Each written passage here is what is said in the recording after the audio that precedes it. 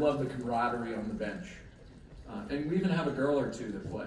And I shouldn't even say even, because one of them has played 2 of the Frozen Fours. I'm always chasing Mary around, because she's just amazing. But the conversations on the bench in between shifts are many times just as good as actually playing itself. And so the other day, I get off the shift, and I say to this young gentleman, Max, I say, Max, how's it going? Same old, same old. I'm like, wow.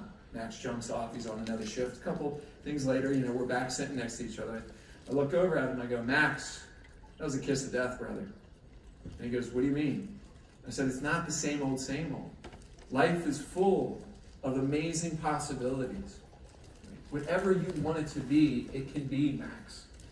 And he just looked at me and was like, whoa. So as my 19-year-old son would say, I kind of helped woke him. He got woked. So I winded up sending him a bunch of stuff to kind of help Max stay out of this state. So anytime, there's a couple things that when people say to me, I feel like I need to sit down and we need to talk.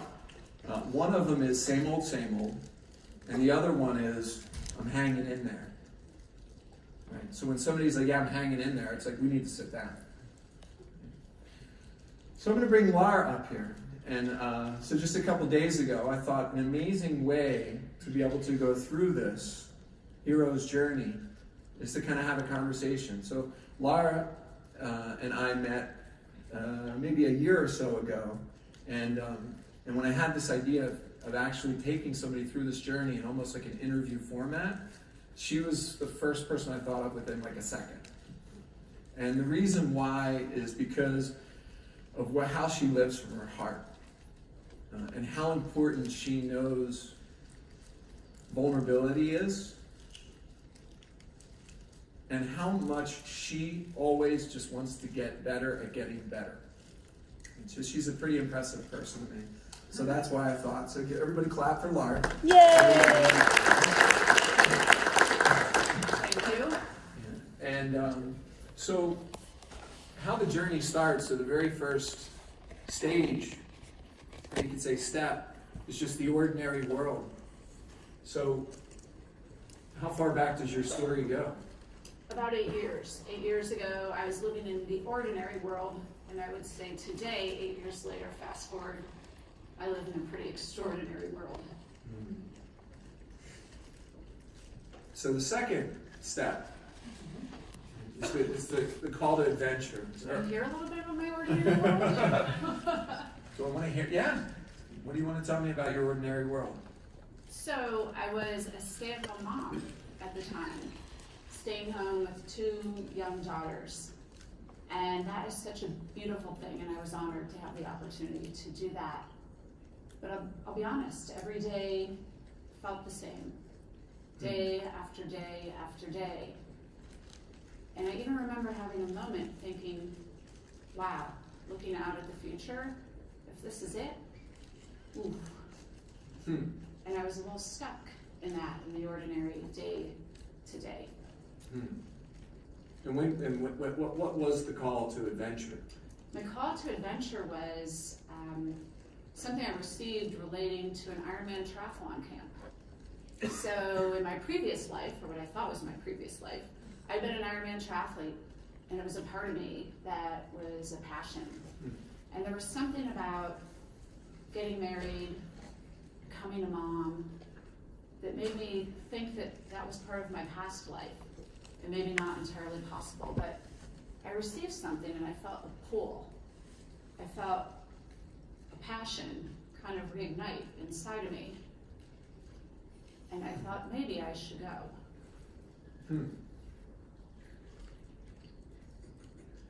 The next step. Ooh, wait a second.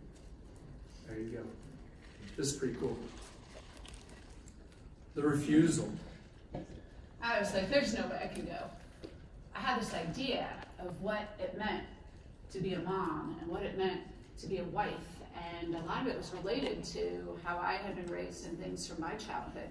Things that I wasn't even aware of. They weren't even in my conscious mind at that time. But I thought, because I had been in a challenging situation as a child where my parents were divorced, and I lived with my mom, and she, just to share with you, and I don't actually know that I've ever shared this with anyone, certainly not at work. She suffered from depression and chose not to take medication, and she was a working mom. And so I basically had a mom who was not around at all. And even when she was around, she wasn't really available. So as a young child, I was alone, like really super duper alone. And again, part of that has become, some of my best attributes have come from that. But in this moment, now that I'm a mom and now that I'm a wife, I have this idea of like how I am supposed to be. And I am supposed to be there every single second. This is what I think is required. It has to be all selfless, all about everybody else. So I was thinking, there's no way I could go and do this. I feel this passion, I really want to go do it.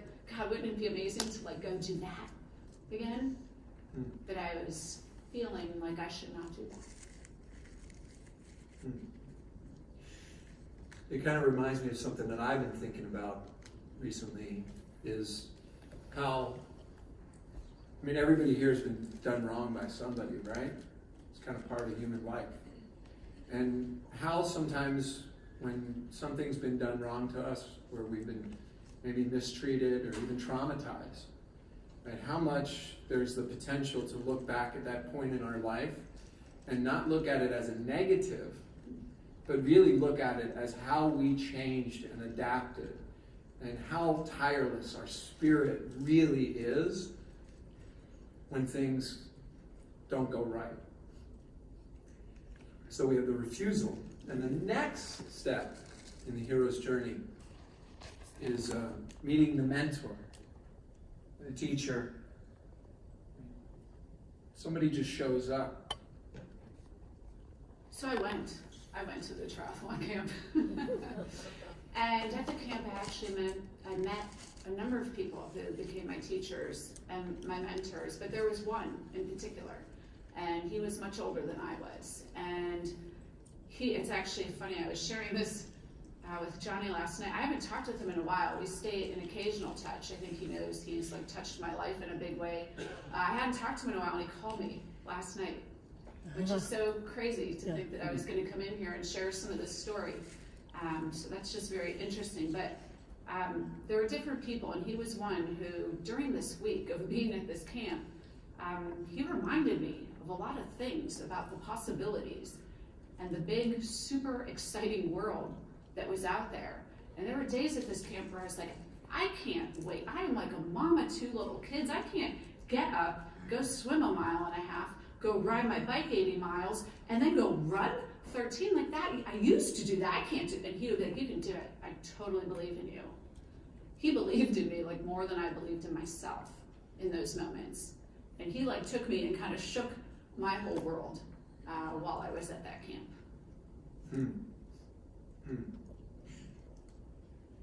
So he kind of pushed. There was a little bit of pushing going on too. For sure. Yeah. How did that kind of make you feel? I felt alive. Alive. Yeah. I think I started to realize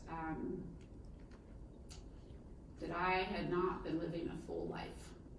I had been probably trying to do what I thought I was supposed to do based on a construct of how I was raised and some of the challenges within that. And I started to realize that perhaps I'm not actually happy.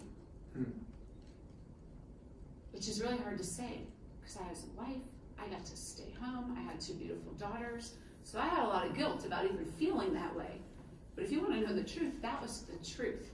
I wasn't really being authentic to me, and I certainly wasn't living an extraordinary life.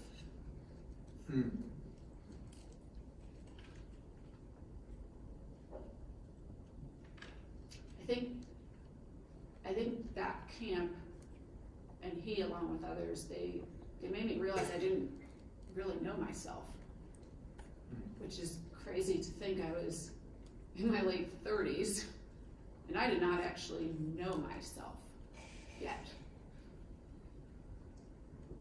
And I don't know if you can relate to that or not, but that can happen. I was probably sitting where you are thinking, I know myself real well. but life has this way of surprising you. So I was surprised.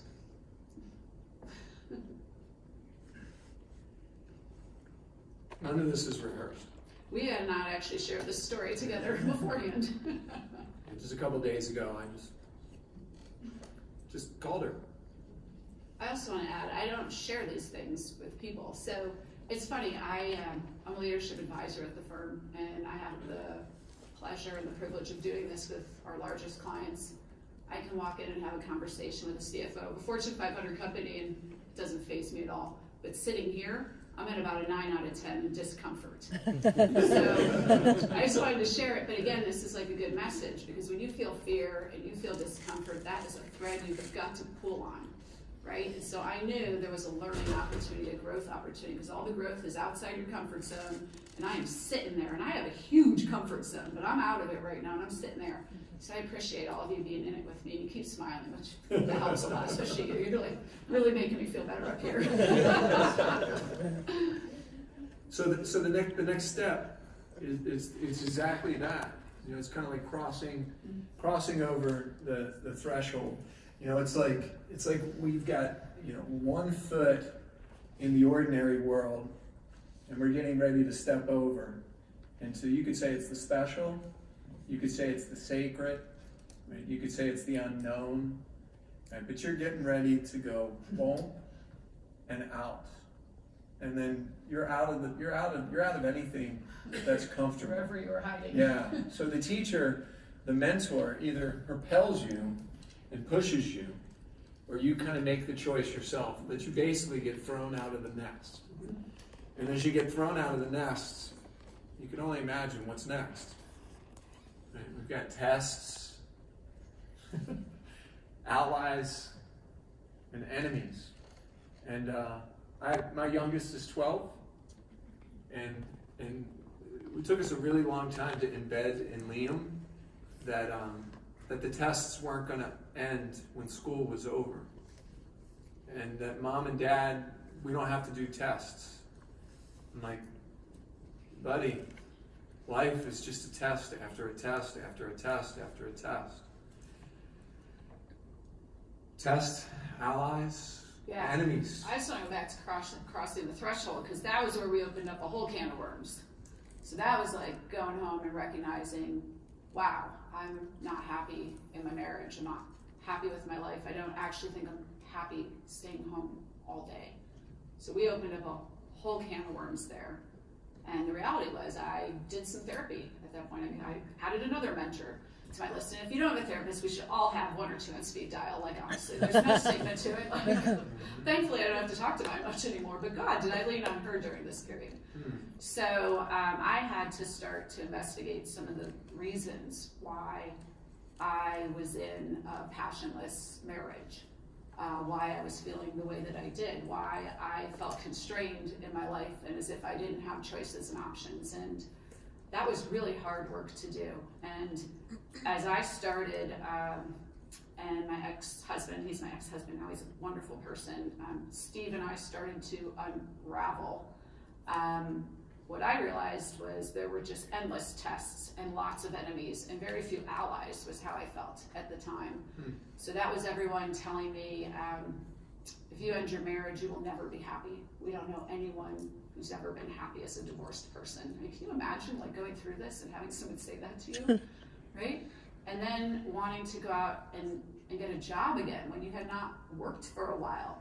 I had one recruiter say to me, you're going to make 1/4 of what you think you want to make.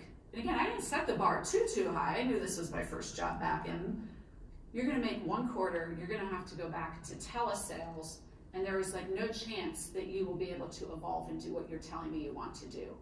And that was like an awesome moment, because that was where I became my own ally. And I will never forget, like I had a moment with him where he was saying this to me and suddenly some fire like lit inside of me. I was like, okay, so I'm like, you don't know me at all, clearly, because not only am I going to go out and do what I told you I was going to do, now I'm doing 2x it, okay? And I'm going to call you once that happens. And by the way, I'm not working with you. And I'm going to tell everyone I know not to work with you. And you should not ever say that to someone ever again, particularly not a woman that is like going through all of these things, right? So I became my own ally. And again, I didn't know at this point whether the marriage would crumble or not. We were working on it really hard, but I knew I had risk and I had fear. I had a lot of fear about my future. And this was like a very unsettling time for me. And I was surprised at how many enemies I felt I had. Looking back now on all of those people that you thought were your enemies, was that a story you were telling yourself, or was that an actual truth? I believe it was an actual truth. Okay. I don't think they were trying to be my enemies. I think they cared. I mean, even my own family said this would be a terrible idea, Laura. Leaving a marriage. But I felt they didn't really try to understand how I was feeling or what I was going through, and they certainly didn't believe in the possibilities on the other side of it all. Do you think the majority of the world is kind of living in the ordinary? I do, unfortunately. Just a show of hands, how many of you all here just think the majority of the world is just kind of, the people that are in your life are just kind of living with just kind of status quo? Just kind of, just curious. I'd like just to see, if there's any truth or validity behind how I see things. And always important, there's a kind of famous meditation teacher that has an expression. She says, "Out of my life, not out of my heart." And it's a mantra for me. And so I might need to end a relationship because it's just sucking my energy. But I make sure I pray for that person. And I make sure I hold no ill will. And I make sure that I wish that person ease. But I just can't have them in my life anymore.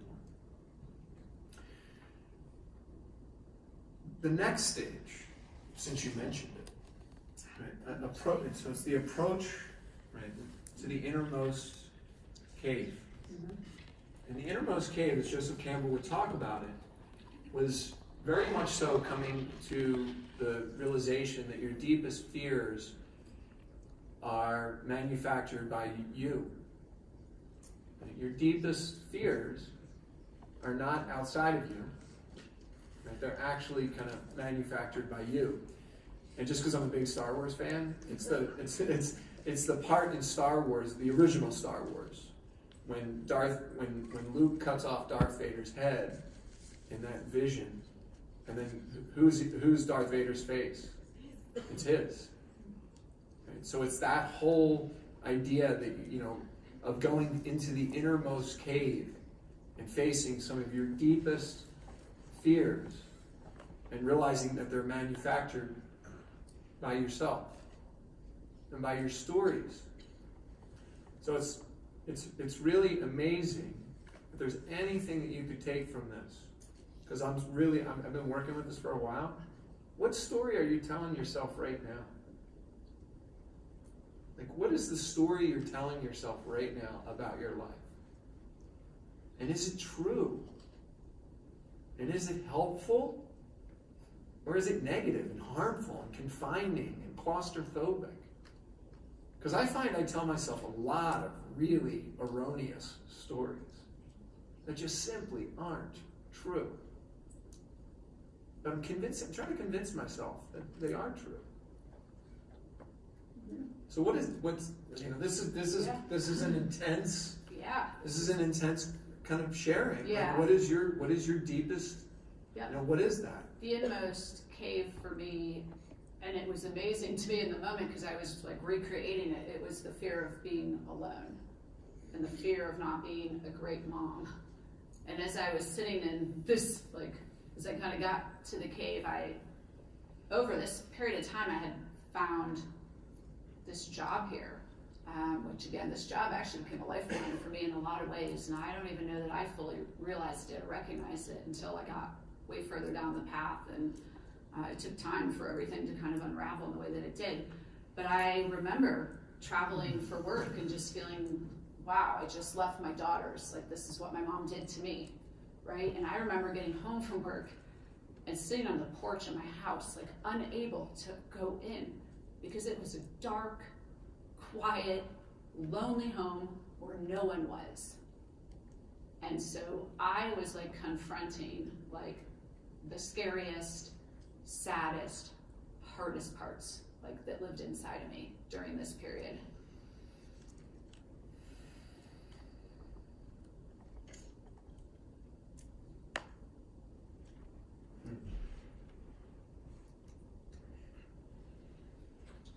And the next step in the hero's journey, it's the ordeal, or sometimes trauma.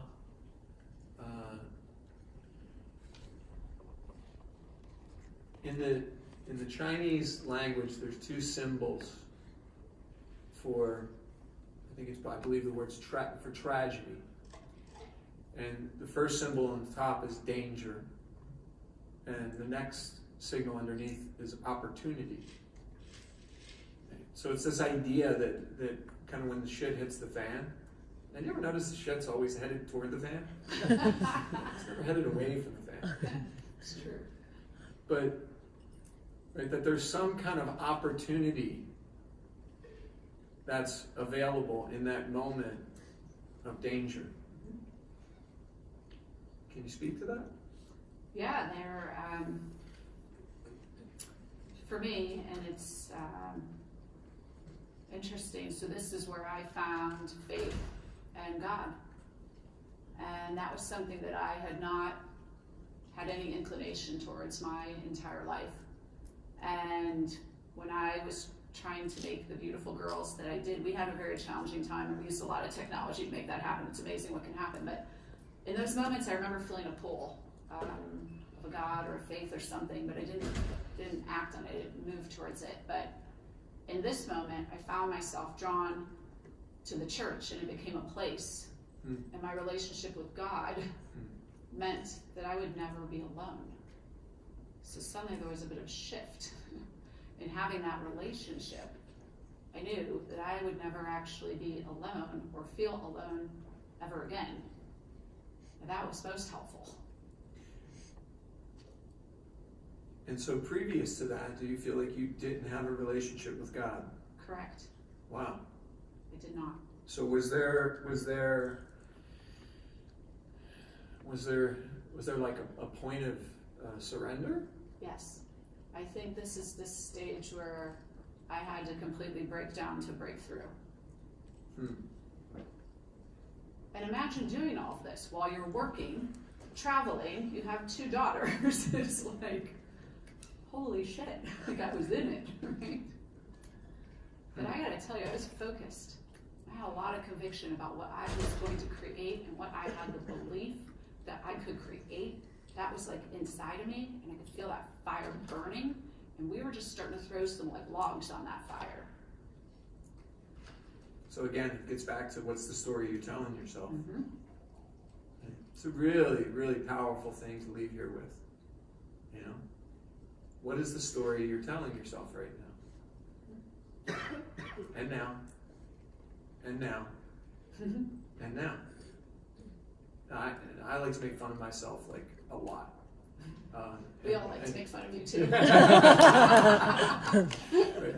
But just like even the silliness of the, more people die at 9 a.m. on Monday morning in the United States than any other time. So I don't know if you know that. Is that true? Yeah, absolutely. I have no idea. So it's because people hate what they do. I mean, think about it. It's like, why are they dying on Monday morning at 9 o'clock?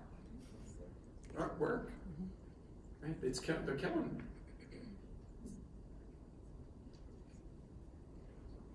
It's the ordeal. It's an ordeal, all right.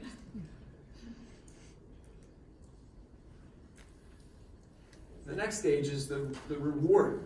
So you've made it through the ordeal, and in mythological sense, it's like you've got the sword, like King Arthur. You've kind of pulled it out of the rock, but you kind of have almost like what you've been really going into this special world for, and through all of these trials and tribulations, and working with the fear, right, you've finally seized victory. And what does that look like for you? Yeah, this is where I really started to kick ass, honestly. For me, a big part of this was reconciliation. So when you go through a divorce and there are, your family is torn apart, that is incredibly hard. And again, through my faith and through my friends and my family, I was able to reconcile with Steve and his family. And what that went on to do is create the most beautiful ecosystem, is what we call it. And it's all about more love. And he and I actually work better together now than we ever did. And I actually believe we have created more love for our children than we could have ever had we stayed together. And so we came through all of that, and it was transformative for me. And I think just within this, the confidence that grew inside of me, again, I started to have more and more people believing in me along the way. A path started to emerge that looked quite extraordinary. And I wasn't there yet, but I could see it and I could feel it, and I was moving towards it. And I was laser focused on it. So this was I was like, whew, God, that was rough, right? But started headed in the right direction here. And that reminds me of, so Joseph Campbell would say, how do you know once you've crossed the threshold that you're actually on your path? He said, it's not paved. It's not cleared. And it's not even apparent. Because if it is, you're on somebody else's path. And I love this part of the journey. Because it's so much about realizing that your life is very unique. You're gonna gather different things from different people, but ultimately, it's really about you creating something that's very unique to who you are and to what you're doing, and realizing that you can never, ever, ever go wrong being you. But you sure the hell can go wrong trying to be somebody else. You sure the hell can go wrong trying to follow somebody else's process. I did a lot of that, and I don't even think I recognized it. Yeah. In who I chose to marry and why I chose to marry that person and how I chose to be a wife and a mom. I was not at all attuned to myself. I was really living based on other things I saw that looked beautiful, or other things that people had told me. I mean, I was not connected to myself. I don't have that problem anymore. Got other problems, but So 10, it's the road back. So in crossing the threshold, what's really kind of motivating the hero is they realized that there's a tug on the heart. There's a lot of fear, there's a lot of uncertainty, but they answer the call and they cross over. So it's kind of what makes the hero kind of cross back over again, back into the ordinary? And it's kind of the call back to the ordinary. And what the hero realizes is that in the call back to the ordinary, a lot of their arrival back home isn't really going to have to do with themselves as much as it's going to have to do with the people that are around them. So in that vein, do you have anything to share? I do. Oh my God. So this is the part that's so cool. So as time is evolving, and I joined the firm 7 years ago, this was the point where leadership advisory really started to come to the surface. And what I realized is that this is no longer a job for me, this is my calling. So going out and helping people in the way that we do through leadership advisory is what I was actually put on this planet to do. Because you know what I get to do in that? I get to go out and I get to believe in others. So now I'm believing in myself, and now I get to share that gift of believing in others.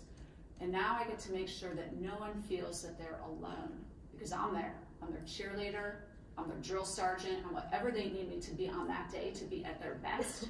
But I can assure you, sometimes they might like to be alone, but they are not alone, because I am like on them. Right? And so it's like I get to take all these things that I have now overcome, my own challenges, and I get to share the gift with others to try and ensure they don't ever feel some of the ways that I felt. And there's like so much beautiful power in that. And then again, to see how this translates to my two beautiful daughters. And it's like, it's funny, as we talked about a hero's journey, I was like, I don't think I'm a hero. Like, I'm a little embarrassed we're gonna get up here and talk about like the hero's journey. I mean, sometimes I think of a superhero like Wonder Woman, but that's a totally different thing. Right? But like a hero, no. But then it was funny, as we were, literally it just hit me in this moment, like I think I am a hero to my daughters. They look up to me, they see like the contribution I am making, they see the happiness that I feel and what I am providing and the impact of what we do here. And what we do here is so big and so significant. And if you don't feel it yet, I just ask you to lean in a little more. Like, call me, let's talk about what this company is all about and how this is translating out to all the people that are our clients, our community, our internal clients, all of you. I mean, it is huge. So if you're not feeling it, call me. I'm certain I can get you there. But like, yeah, the road back is like powerful. I feel it. I wouldn't have like felt that way had I not gone through all of this stuff, this crapola. I always think it's so amazing when you hear people talk about, well, cancer was a blessing. The stroke was a blessing. It's all a blessing. The car accident was a blessing. Right? Losing my job was a blessing. Right? It's like those things that you're able to, I mean, when they hurt, when they happen, they're terrible. It's horrible. But it's just amazing to listen to different people tell stories about how these horrible things turned into amazing gifts.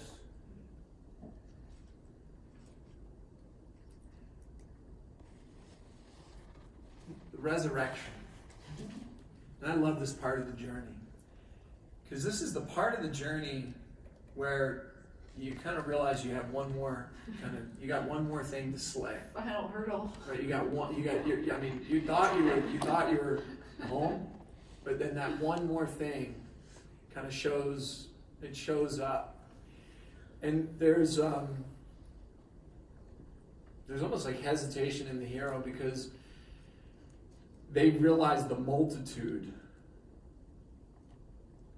of this kind of final battle. And the multitude has kind of nothing to do with them. Because in the Innermost Cave, they faced their greatest fear.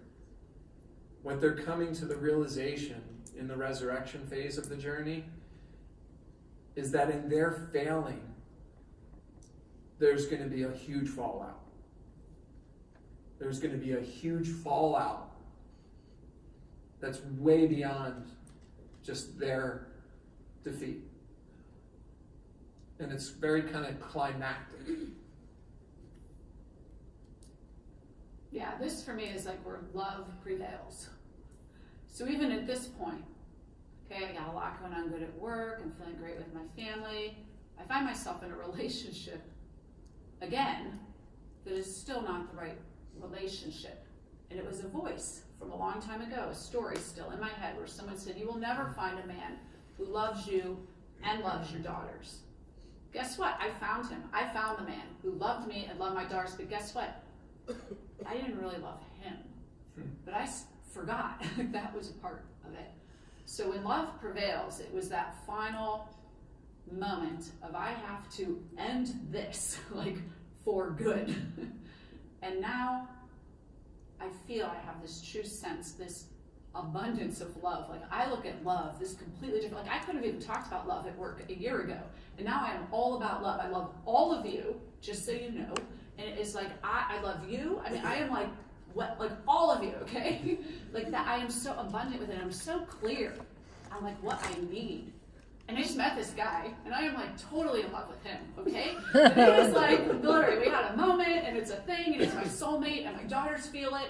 And it's because I'm like open, expansive to like real love. I mean, I'm like all in. I think I was a protected shell of myself and love this whole way.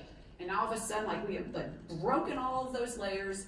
It's me. Like it's a lot to handle. Bob knows. I've already warned him. Okay, his name's Bob. So it's like, but it's all out there now. And God, I just show up in the world different, and the world shows up to me different now. And so that I actually think was like really what it was all about. It's love prevails. Yay!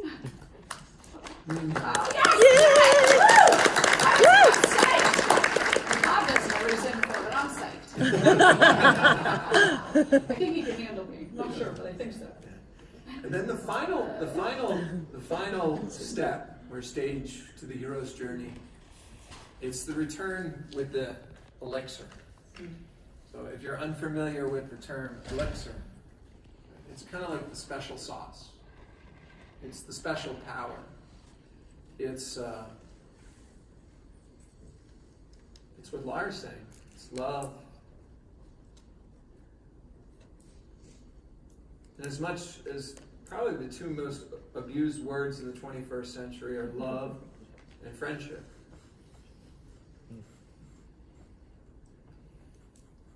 But I do truly think that she has the elixir. The power. I think I am love now. Well, that to me, that is it. And then you just radiate it to whatever's in front of you. Right? You just you are that. And then you just wind up radiating it to whoever's in front of you. And if they're willing to connect, then you can connect. And there's a sense of, like, you're me and I'm you. Right. How is that really? That's a little too far out there for me? These are kind of really deep Eastern practices. Deep Eastern kind of like realizations. I say Eastern because they're kind of more Eastern than they are Western. But this idea that we're not so different. And it's all really everybody wants to do is to be included and to be loved. That's all I think any of us really want, is just to be included and to be loved. So what would you say, more elaborate, if there is anything to be said, about the elixir? Well, I certainly think it's about love, but I really think it ties back part of the story to truly what we talk about all the time, individual leadership. Like, leadership is synonymous with knowing yourself. And again, I shared a story with you. For so many years in my life, I didn't actually know myself. And the saying is, it's synonymous with knowing yourself. It's that simple, and it's that difficult, right? And so I think that's what I encourage you. And I think with my journey tomorrow, you have this opportunity. I haven't gone to a single my journey where I haven't had a significant transformation come out of it. And it may not all happen tomorrow, but there will be a seed planted.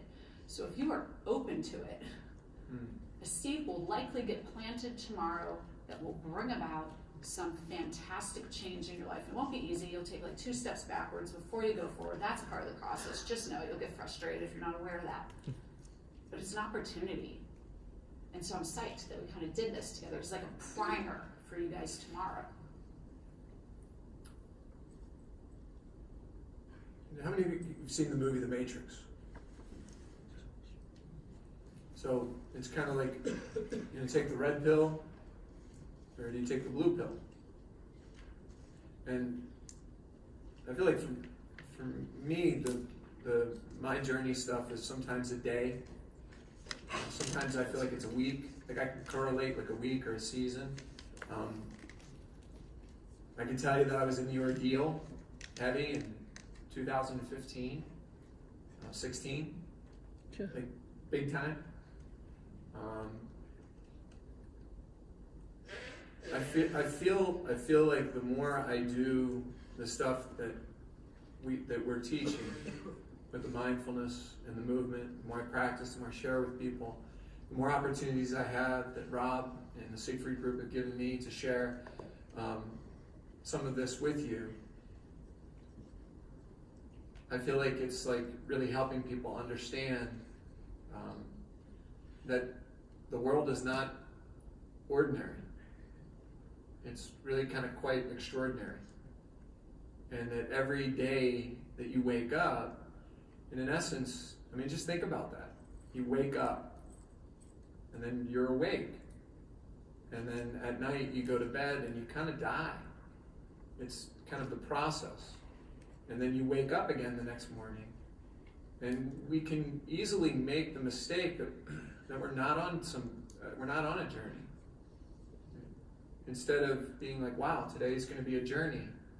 And as I start my journey for today, some of the things I'll say, so this is a small part of my skill set is teaching yoga. I do a lot of other things. And but one of the things I'll do, if you've ever practiced yoga when you're in Shavasana, and I ring the bell and I bring people out of the pose, I'll bring them up and everybody will sit cross-legged. You can kind of hands come in here, close your eyes. And then I'll say, what's today? It's May 17th? Correct. Yeah, I'll say today is May 17th. It is the year 2019. It is an extraordinary day. And it's extraordinary because you will never, ever get it back again. So can you really approach your day with that kind of spirit, right? With that kind of gusto, that you will never get it back? And to realize that you're on a journey. And being able to use a map like this, so I've been thinking about this stuff for a decade or whatever. Just like, so I'm in certain things, I'm like, ooh, I'm in the ordinary. Like I need to take the red pill. I got to pull out of this. So tomorrow morning at bright 6:45. I know you'll all be there. Yeah, I'm going to take people through a meditation. And we're going to go through this journey together. So we're going to use your mind on your mind. So this is a part of meditation, this visualization, and really the power in manifesting, right? That what you're kind of putting your attention on. How much more time do we have? 5 minutes. Any questions for Lara or myself, or just insights, or yes? So you said you didn't think you could go to this camp. What triggered you or pushed you to actually then go? I just felt the pull. It was the pull of it. It just something I'd always been passionate about. I knew that it was a risk and it felt scary and I didn't know if I could show up and actually be an athlete, but there was a pull, there was something to it. I couldn't say no. I just found a reason to say yes. And I don't even know that I can explain it. Great question, thank you. Any other questions? Is this helpful? Yeah. So if you ever want to laugh, cry, and think, and do it with some, yes, sir.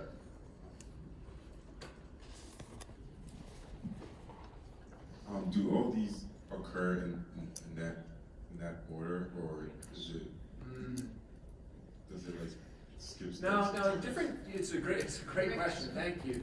It can mix around. It can mix around. If you really want to learn more on this, you can. There's plenty. You just put in. I mean, we're in the world of Google, right? Just Joseph Campbell, and boom, like all kind. Or the hero's journey, boom.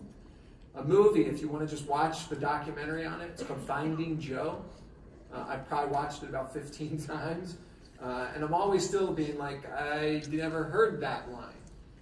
I never realized the connection with that part of the journey and my life. So those are really, if you want to kind of go a little bit deeper. But it basically, the journey gets broken down into the ordinary, right, the departure, and the return.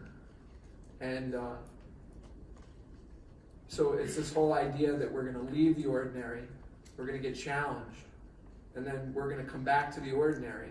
But it's not ordinary anymore. Because you've woke up.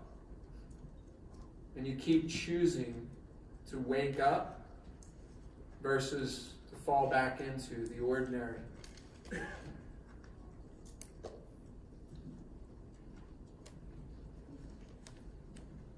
Anybody else? Sarah? 6:45 tomorrow morning. Yeah, 6:45 tomorrow morning. Yeah. It's on their app. The room. Check the app. Yeah. It'll be worth getting up. It'll be worth waking up. If Some we're- of you may not have actually gone to sleep yet. Yeah, this is true. That'll be interesting. I don't advise that, but let's be real. Yes.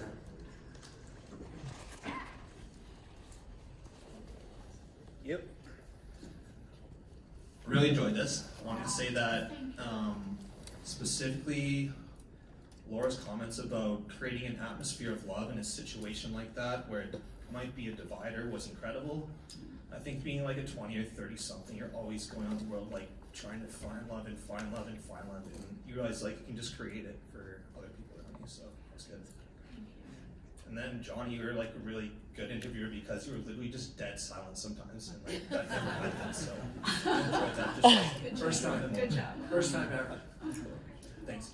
Thank you. And I think, I'll close with this. Tomorrow morning will be very powerful, right? But I'm going to close with this. You know, you're on a journey, and I'm talking to myself. That's what teachers do.